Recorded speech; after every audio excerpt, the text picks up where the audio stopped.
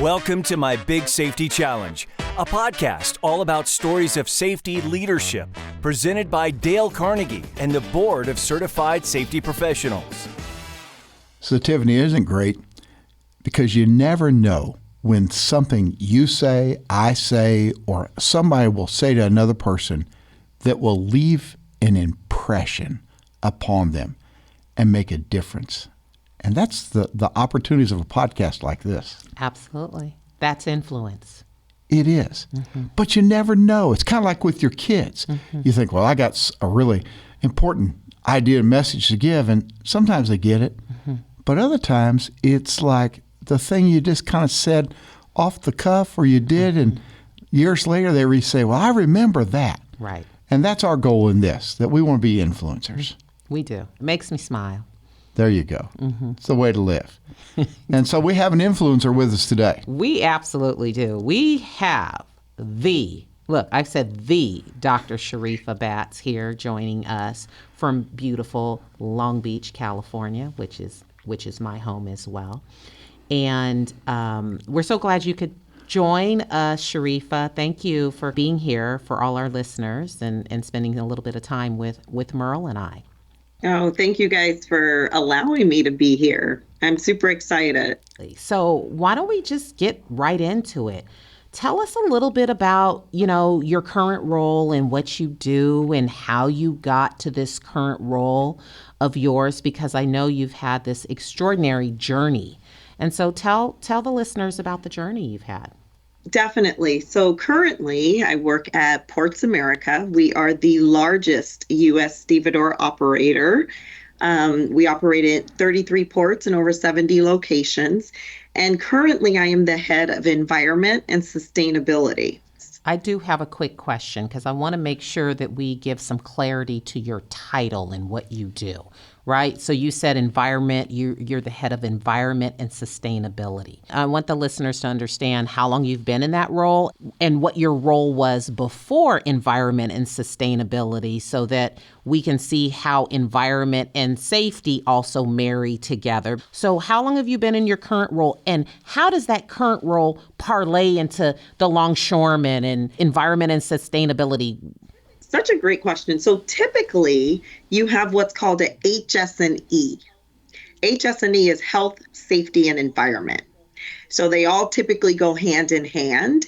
It's just when you have a operation that has a lot of longshoremen that you have to keep safe, the E part, which is the environment, kind of gets overlooked a little bit, right? Because safety is the number one priority.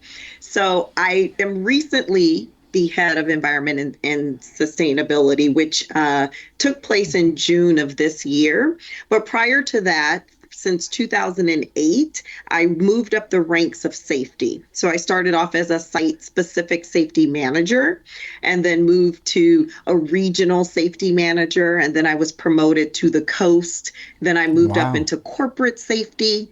Then I became the vice president of safety and learned quickly. So that was over the entire organization of the United States.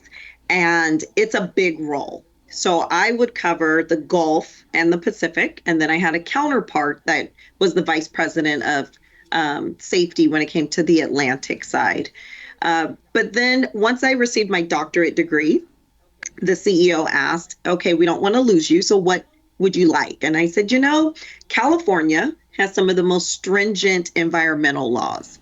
And we're a little bit behind when it comes to environment and sustainability. So I would really like to tackle that role and build it from the ground up, because we really need, in order to comply with the laws and regulations, and many other states are starting to jump on board, we need to get the ball rolling in this area. So that's how I transitioned and became the head of environment and sustainability. And then we have others who are now in charge of safety.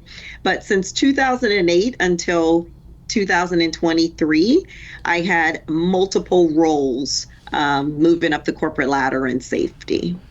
So this sounds like how many people were you overseeing in that role where you had from coast to Gulf to the West Coast? So different people, right? So you have your manager side, your managers and your supervisors, and then you have your longshoremen. You work hand in hand because, again, on the dock, the foremen are the union representative with the union. From the manager side, we direct the foreman, and the foremen direct the longshoremen. So indirectly, thousands of longshoremen. Directly, then you oversee the foreman, and they work as directed per their contract. And then you also have your safety managers that are in each role. And so they oversee sites or regions, and then they would report up to me. Now, you came through customer service. Let me get this in my head. Had you ever done any work out on the docks yourself? I mean, so I don't doubt, I just think where people would say, well, who does she think she is? How did you work with that? Which I know you did. Well, let me tell you, that's exactly what I got. And as an all-American hurdler, I had to literally tackle those challenges like they were different hurdles in my race, right? And, you have to jump over them, and you figure out some unique strategy on how you're going to overcome those challenges in order to be successful. Because with any robust safety program, you have to get the buy-in. And so I got the position as a site safety manager, and in order to really know safety, you have to understand the operations. And that's something I did not have a background in. And so what I decided to do was to come into work at 3 a.m., which is what we call the hoot shift, because I worked the day side. So I figured from 3 a.m. to 8 a.m., that gave me a good 5 solid hours to learn something new. And so what I did is down at the docks, the one thing that you're able to survive with is connections, your network. And I really took those 5 hours to connect with labor. So I would partner up with a foreman that night, and he would give me all the ins and outs of what his job entailed of. And I would ask each person, where do you think you're going to die? Oh, that's an interesting question. What's the worst thing? Because in order for me, if I'm in safety, that's my job, is to keep people safe. Because I'm not out there and they do the job every day, I need to know what's scariest to them. And where are we failing them as an organization? And that's where I can jump in with 2 feet to make improvements. Wow. And so each category and each operation, I did this for like 6 months. It was a crash course learning of the vessel operation, of what is it that lashers are doing? Where is it scariest for them? UTR operators, and just every job category, dockmen, signalmen, because those are the people who are on the dock. What is the scariest thing to you? Because, and what I found is that a lot of individuals, because I had a fresh set of eyes, I was able to say, well, why do you do it that way? And there are, a lot of times it's, well, we've always done it this way. And I'm like, but that doesn't look safe. And that leads us into some of our other questions, right? Because here you are, Sharifa, coming into a new environment. We know that at the ports, it's very male dominant, right? We know that longshoremen, the majority of the longshoremen are men. So correct me if I'm wrong, but you've had at this point, 30 something years at Ports of America? Or I will be going on 25 years at Ports of America. Years at Ports of America. So here you are working in an industry. Yeah. Now you know that you can hold your own amongst in the industry because this is all you really know. But they don't know that you can hold your own.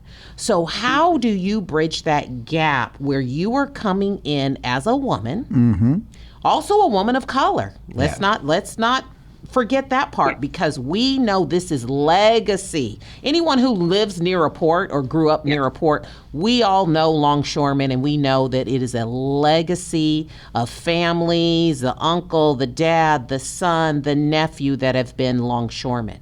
So talk to us about some of the challenges that you had to face and really succumb to and basically get through in order to be impactful in your role as a safety professional out there on the dock with a predominant male environment as a woman of color?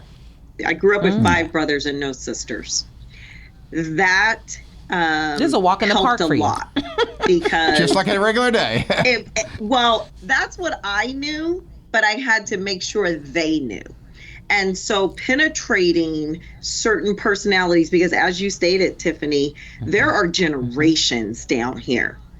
So who am I to now come into safety to tell an old timer that they're doing something unsafe, something that they've been doing for 30 years? And let me tell you, the language got colorful as I was told to get the F off the dock. What do I know? Who am I? How long have you been here? And one way that I was able to crack that code was, one, by going in at 3 a.m. for 6 months. Because the connections that I built with various individuals, now they spoke on my behalf. And they were able to say, hey, don't mess with her. She knows what she's doing. She's here to keep us safe. So that was step 1. Step 2 was really understanding the operation. You did not just say, oh, I'm just here in the office, I'm going to direct from here. Right. You sacrificed 5 hours early, Right. middle of the night. Right. You watched, you listened, you asked questions, Right. and you earned your stripes. You earned your chops. Congratulations. Well, 2 points. It is essential for a safety professional to know how the business works, and not just the business as it relates to safety, but the peripherals of the business too. The risk side of the business, the facility side of the business, the engineering side of the business, how that all works, because safety is going to parlay into all of those. But one of the things also that you're mentioning is now you have the culture, right?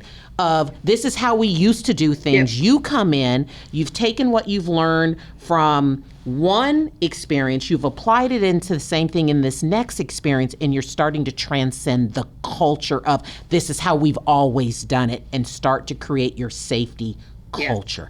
How did that start to kind of move you in the direction of, oh yeah, Sharifa, she's the bomb. She knows what she's doing out here. That was one step. Did it just kind of take off from there, or was it continuous work that you had to do to start to change the culture? Always continuous work. So one of my strategies was to find out who the big dogs were on the dock. Because if I can get their buy-in and acceptance, they would force everyone else Now that's, to can I accept just say, it. that's smart. That's smart. That's the way it how many works. times do safety professionals just try to do it on their own, Sharifa? But you said, let me get them people out there fighting for me. And it's fraternal, right? It's a fraternal organization. And when you're talking about a fraternal organization, you're having a hierarchy. So when it came to the managers, it was literally making sure that they understood we had to live our values. Safety was one of our core values. And so it was making sure that everyone understood if you have safety in the center of a circle, and then you have safety impacts your productivity. Because if all of a sudden you're pumping, hey, you can have great production, but all of a sudden if you have a fatality or a serious injury, you're not producing anything anymore. How much are you going to have to make up in production for the loss of time and the amount of money you have to pay out for an injury, right? It impacts the quality. It impacts your customer service, your cost, your morale on the dock, right? So once we understood that, now I have all the managers who are out there pushing the same message, and they're living the value of safety. And then to get to the journey to your safety excellence, to where now we're into an interdependent state of safety. We have changed the culture. It's transitioned from safety's not my job to they are taking the time to go, hey, you better get on your safety vest. You know they don't play with that around here. Hey, you better put on that seat belt. And that's where, as the managers, what we focused on was what we call a walkabout. And that's where we teach them, go outside. You have to engage. It's a behavioral mindset with safety. And so they would, if you see an unsafe act or condition, you need to stop. You've observed it, right? You need to comment on the situation in a positive way. Like, hey, this is going to help you establish this connection with the worker. And then you're going to personalize it. Hey, Billy, how's your wife doing today? How are the kids? They're in school. And then you're going to discuss, I noticed that you were climbing up that ladder, but it's not an A-frame and no one was there spotting you. Do you think that that's safe? And let him tell you what he was doing was not. Yeah, you know what? It's not, but John was over there. He was too busy and da-da-da. Hey, well, then you're going to get the agreement. Can I get you to commit that you're not going to do that again? And it's okay if it doesn't get done right this second. Let's wait for John, or let's get the proper equipment so that we don't have this accident. And then it's asking them, do you got any other safety concerns? Because now this is my time. Can we learn something? Is there something else going on that we need to fix? And then thanking them so that they understand that you've heard what they said. Now, you're doing several principles here from Dale Carnegie, maybe rather than realize it. But first of all, you're talking in terms of the other person's interest. How's your family? What's going on with you? So it's not just run out and busting them and saying, come on, do it right. You're taking some time to know people, to connect with them, so on like that. You're even seeing things from the other person's point of view. You're letting them do a great deal of the talking. And Sharifa, what I'm hearing you say, you don't have to be every place all the time. You got a bunches of people who are carrying the banner for you and helping each other out. That's an accomplishment. Down at the docks, you can't go in with guns blazing and telling people what to do. And through the course of you being in safety, from being a site representative in 2008 and elevating yourself all the way up to the middle of 2023 in the role of safety to that vice president position, you were able to really figure out what worked and what didn't work. Those guys don't care, and there are some gals, but predominantly the guys, they don't care that you come out there with your guns blazing. They're used to working in a status quo environment. So you've given several examples, Sharifa, of what was really, really, really working. How did you translate that into the higher ranks of the organization and into management so that they got into the buy-in, that they knew and supported you in doing what you needed to do to make that a safe environment? Sometimes you've got this gap between management and the longshoremen. And how were you able to successfully bridge that gap? Because you can come out there and sometimes, you talk in the mess with the fellas, but then you got to go and spend some time with the shirts and ties, so to speak. What were you doing? How were you navigating that environment? It's something I definitely have mastered through the years. And it definitely in our African American culture, something that we call code switching. It's shifting the behavior, shifting your clothing. It's to the point where, I've even had my safety guys, I have a clean vest that says Dr. Sharifa Batts, and I have a dirty vest that I've worn throughout the years on the docks that says Reef Dog. And the labor knows when I'm out there and I have my boots on, and it's just that. You're using the same, profanity, and you're talking the talk and you're walking the walk when you're climbing up cranes and on the rail cars. You are one of them, and making them understand, I don't think I'm better than you. Wow. I'm here to learn from you. I need you to coach me just like I can coach you. I have my own expertise and you have yours. Yes. Let's learn from each other. And when I transfer and I come back into the building and I put on my heels and I have on my pantsuit and my blazer, then I walk into with the executives, and then I'm able to translate what I have from the docs into different ways that they need to either visually or hear the information. And having that switch to the executives and explaining to them why they now have to go put some capital into some expenses that safety needs, and then going to the dock to translate to the longshoreman, listen, you want to go home safe. Don't have me have to come back out here, because if I need to go to the contract and if we need to fire somebody, that's what we're going to have to do. Please don't make me have to come back out here to do this. And going up to the CEO and the vice president saying, listen, they said that they really need a new machine. What's in our CapEx plan and in our budget so that we can make this happen? Because when I go back out to the dock, I need to let them know that we heard them. So what are we going to give in order so that they know what they expressed has been heard and we as a company are doing something about it? How vital is that for employees to know their voice has been heard? It's the most vital thing ever. And that goes from various levels of managers in the company so that everything is not pushed from the top down. You need to make sure that you're hearing the voices from the bottom up. And you also need to make sure that labor understands you have heard them.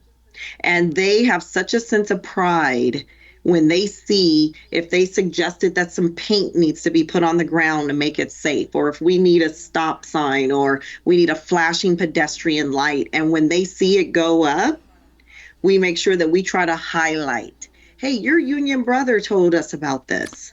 That's why you need to make sure that you're walking, here. We asked people, why aren't you wearing your seatbelt? Because the seatbelts are dirty. So we got them a little seatbelt cover.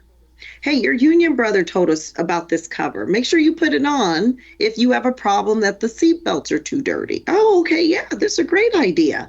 Now, Sharifa, there are people, though, that are listening to this podcast who deal with unions, and they're having a tough time. And they like to blame the unions, but often we're the ones on the management team that have created the problem. What could you give for some advice to people who says, me and my union, we're at war? There are lots of times, and for various reasons, where there will be tension between management and union. I came in during a very, very rough contract negotiation. Back when I started in 2000, it was just a couple of years later, I want to say in 2002, where there was a contract.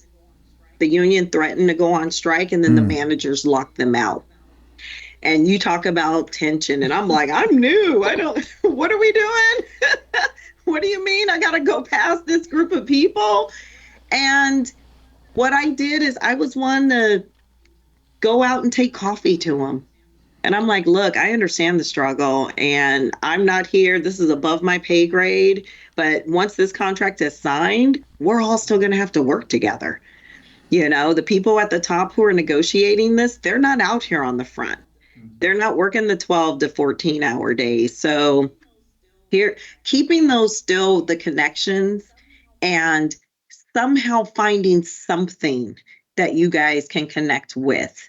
Because even through that tension, I was still able to connect with the people that I have to deal with on a day-to-day and reminding them, I don't have a problem with you, and you don't have a problem with me. So because this is going on at the top, let's not create unnecessary tension that has nothing to do with me and you as the hard workers down here. And most people, that worked. Now you have some that were just hardcore, the diehards. And for those, like I tell them, my grandkids call me honey. I just had to kill it with kindness. And just smile every day and eventually win them over. And some you have to kind of go toe to toe with, because the older generation, what I found, it was so ironic is that it wasn't until I went toe to toe with them that I got their respect. Find who the top dogs are on the dock. And once you gain their respect, and you gain their respect for many different ways. One is knowing what you're talking about. You got to know the job, because down here, people, they don't get little scratches. Right. You can die. You lose limbs.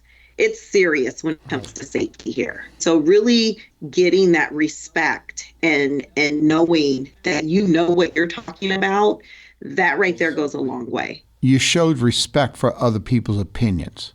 Maybe at times you didn't agree with it, but even at that, you respected who they were, what they did, what they said. You may have had to work through it at times, but you respected them, and that goes big.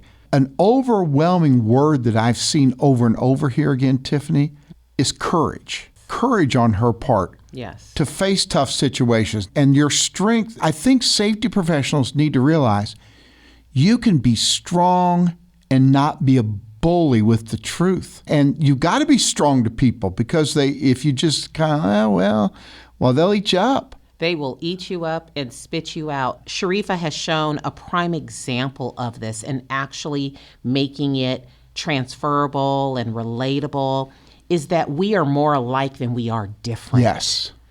Right? We are more alike than we are different. Everybody wants to get home safely. Everybody needs to earn a paycheck, a livable wage to support their families.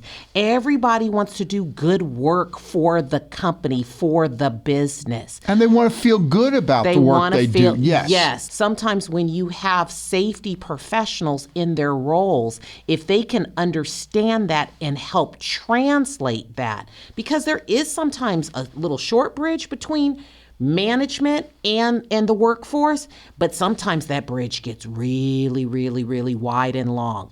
And the safety professional has the capacity and the ability to make that bridge short. But you got to leave the office to do that. You got to embrace the differences, because some work environments, when you're looking at manufacturing, when you're looking at ports, you're looking at labor, and sometimes there's a vast difference between labor, the makeup of labor, and management. And you got to be able to bridge those gaps so people can relate and know that we are more the same than we are different. You took the initiative to try to bridge the gap. You didn't sit back and wait for them to come to you. And what challenge would you give to safety professionals who are a little bit tentative, who've got these gaps? What could you say to encourage them and guide them in that need to take the initiative to make things happen? You have to find someone that you can connect with, because that's just it. It's like you said, you can't do safety from sitting behind your desk.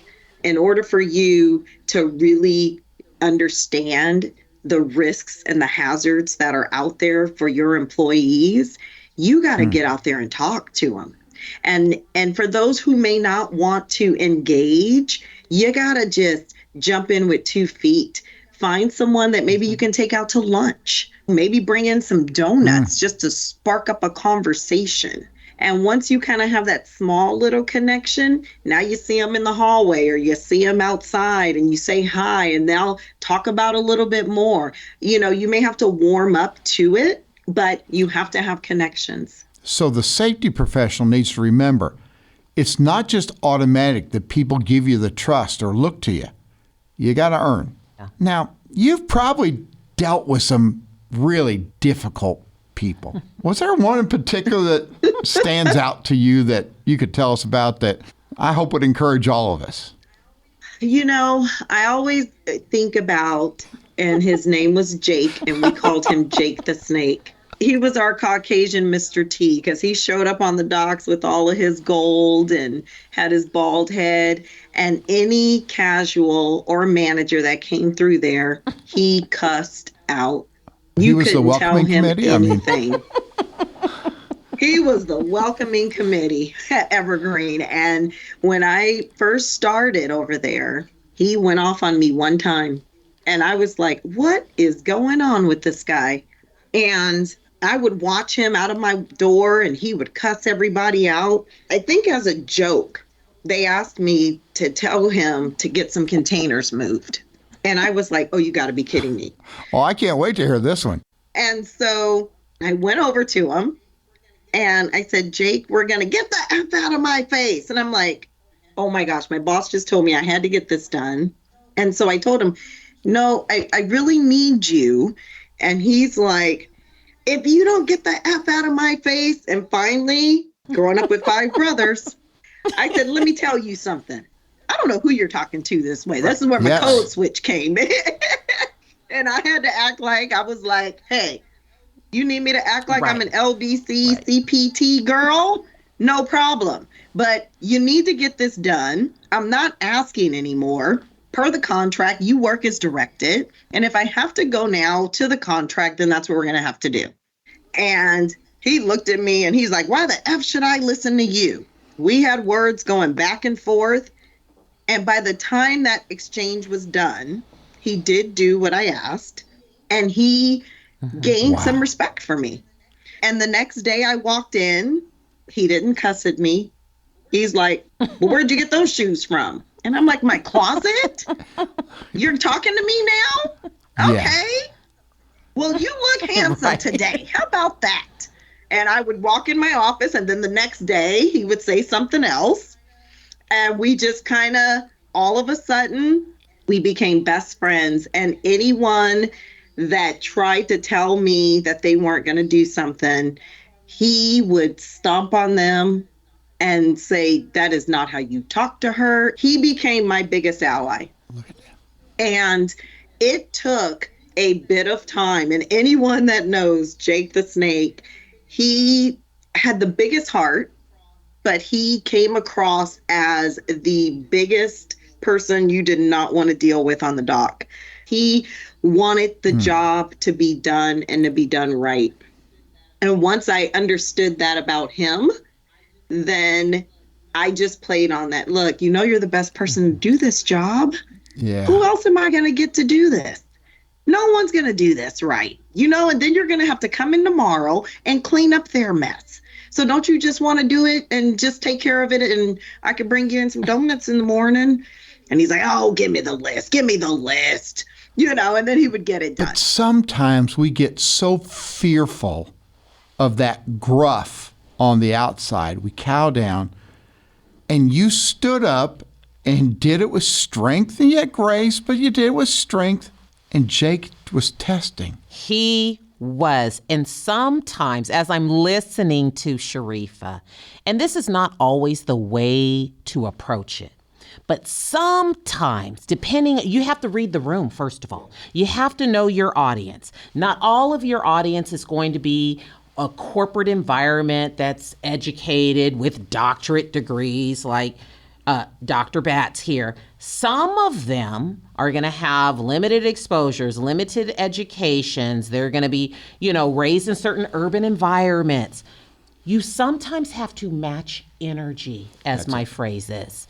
You got to match energy, but you got to know what kind of energy you're matching, and you got to be prepared for the consequences and repercussions when you go in to match that energy. And Tiffany, you are so right. So during my doctorate work, I trademarked the acronym STUDS. It's a 5-stage communication process model. You have to stop, and then you have to think. Think about what was just said, who said it. Then you need to understand, what position is this person in? Understand, what are the consequences when I am getting ready to do what I'm about to do or not do? And then you need to decide, are you going to speak? Am I getting ready to match this person's energy? Do I need to decide to just not say anything?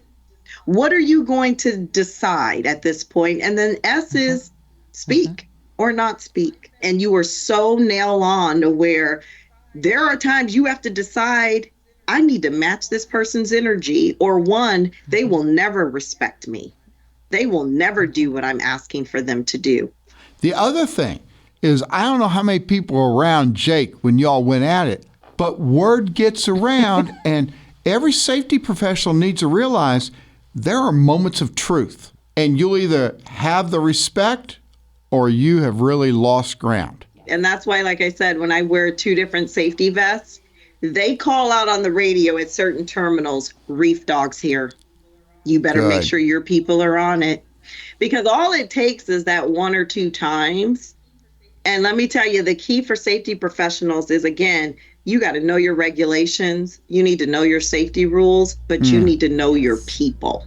You have got to know your people. And again, because they're either going to support you or they're not, you know, but when you don't even know what you're talking about, there's nobody that's going to support you. I have a note here about enforcing rules when it's difficult.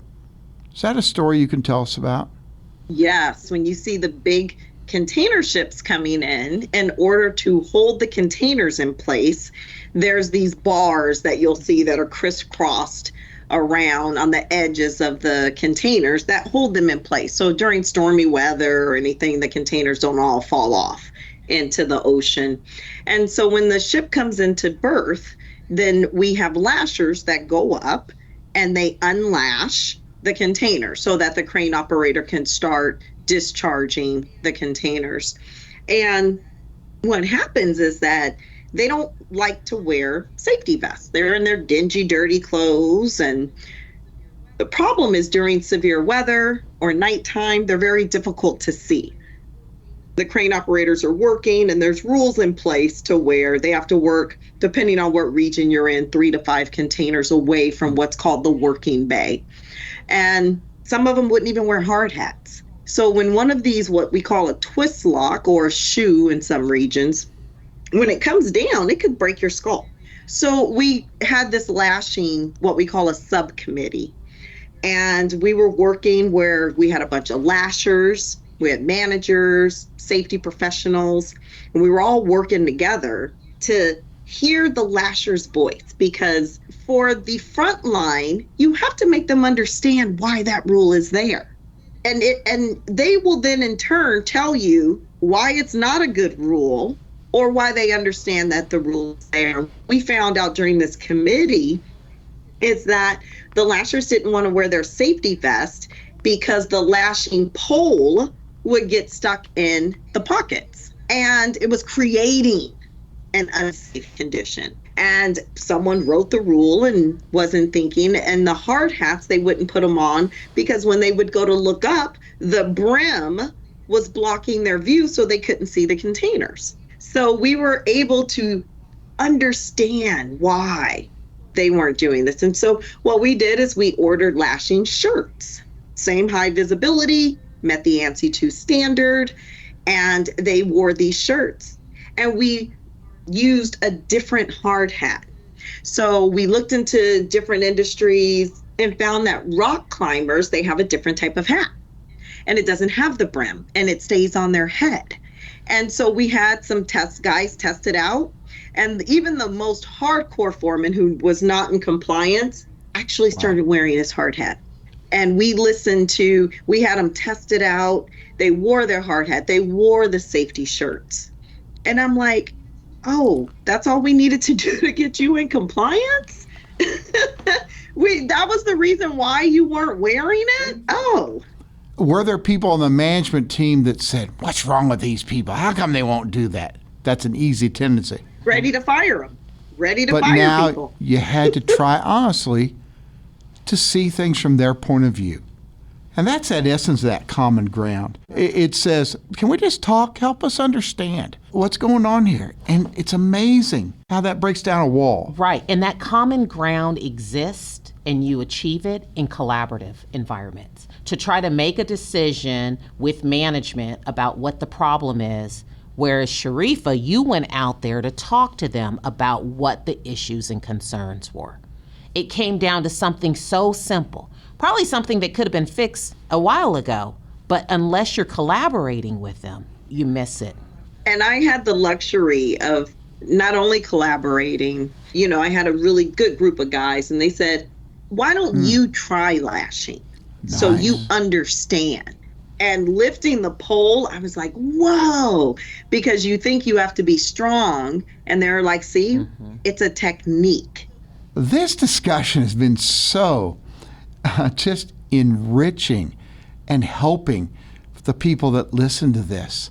I think we're always more than what we do, right, Sharifa? And there's so many different facets to what we do. And I think that in our careers as safety professionals, or whether that manifests into something that is more environmental or sustainability centric, and some of our listeners will have a combination of responsibilities, but we are more than our jobs. And I think we have to look outside the scope of what we do and what we think defines us, and how do we apply these skill sets to the peripheral of our jobs from a societal perspective. Yes.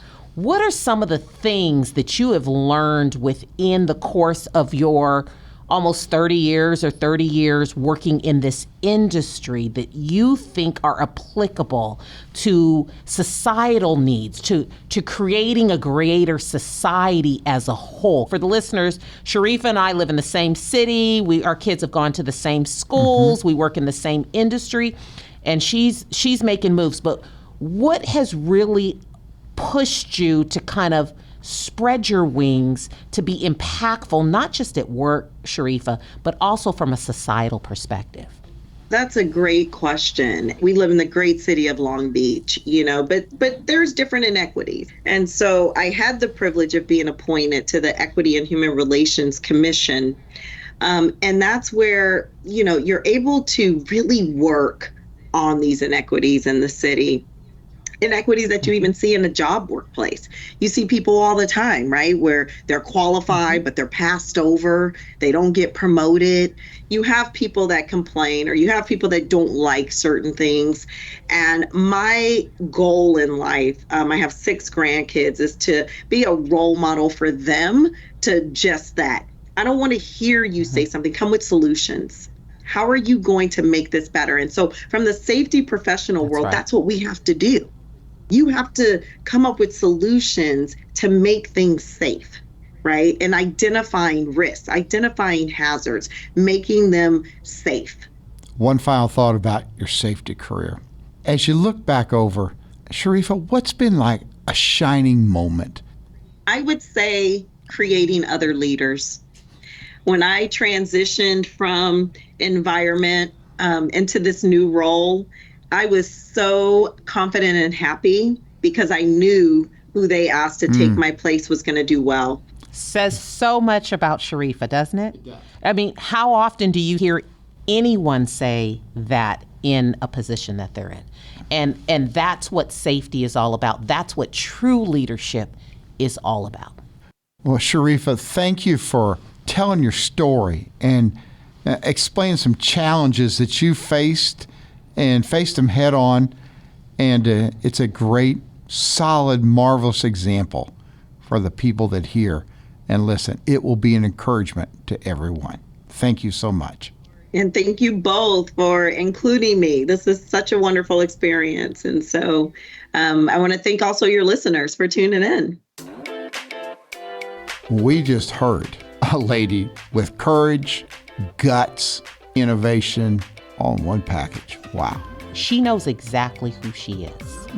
And when you know exactly who you are in this journey, it makes it a lot easier to drive success, to be impactful, to face challenges when you're assured of who you are.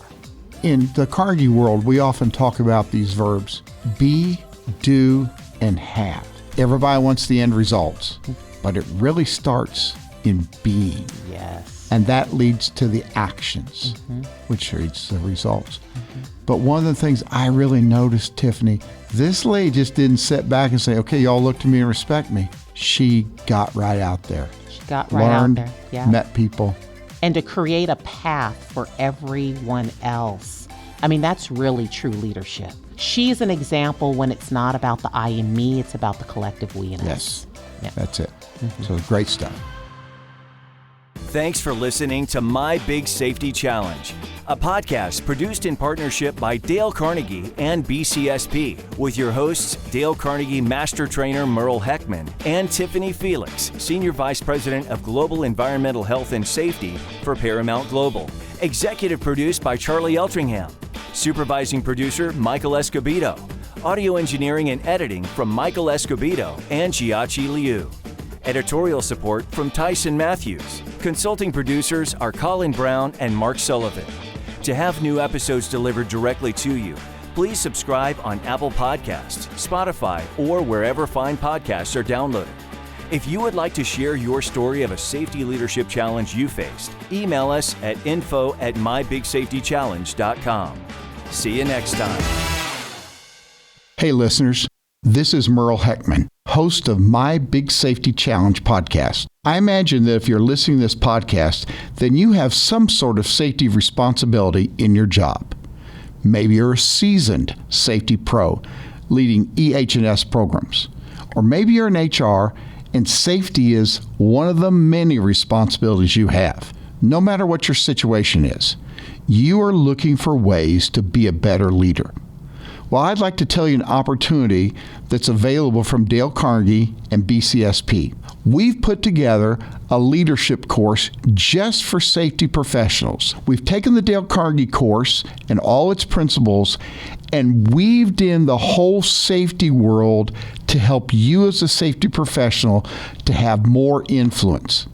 In the course, you will learn how to properly connect with other people and then build upon that with the ability to have collaboration, creating an atmosphere where people feel like it's safe emotionally to work together, and then allow you to learn how to lead and guide people who make mistakes, who want to do well, gives you the chance to know how to guide them with so much more. If you're interested, please click the link in the episode description or visit mybigsafetychallenge.com and look for the BCSP and the Dale Carnegie course link at the bottom of the page. We'd love to see you be a part to benefit your organization.